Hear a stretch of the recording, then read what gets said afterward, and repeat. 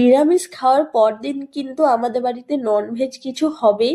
তো দেখো আজকে কি রান্না করেছি দেখিয়ে দিই তোমাদেরকে। এখানে আছে ভাত, প্রথমেই দেখাচ্ছি করলা ভাজা, খুব অল্প তেল দিয়ে এটা ভাজা করা হয়েছে। করলা ভাজা আমরা খুব একটা খাই না, বেশিরভাগ টাইম আমরা সেদ্ধটাই খাই। আর এই যে এখানে হচ্ছে পেঁয়াজ দিয়ে আর ধনেপাতা দিয়ে সুন্দর করে চাপ চাপ করে মুসুরির ডাল করা হয়েছে। আর চিকেনটা অল্প তেল দিয়ে মশলা দিয়ে কষা করা হয়েছে। তো আজকে এটা দিয়ে জমিয়ে লাঞ্চ করে নেব।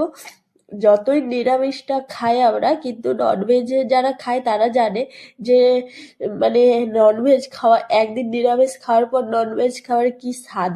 তো প্রথমে করলা দিয়ে ডাল দিয়ে এভাবে মেখে কারা কারা খাও সেটা কিন্তু অবশ্যই বলবে, খেতে কিন্তু আমার তো বেশ লাগে। আর গলাটা একটু অ্যাভয়েড করবে কারণ প্রচুর ঠান্ডা লেগেছে, এই জন্য ভালোভাবে আমি ভয়েস দিতে পারছি না, নাকে কথা হয়ে যাচ্ছে।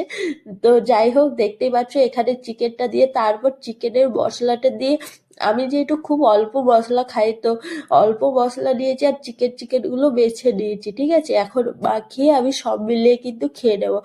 আর শীতের দুপুরে শীতের দুপুরে কিন্তু মুসুরির ডাল আর কষা মাংস দিয়ে খেতে কিন্তু দারুণ লাগে, উফ।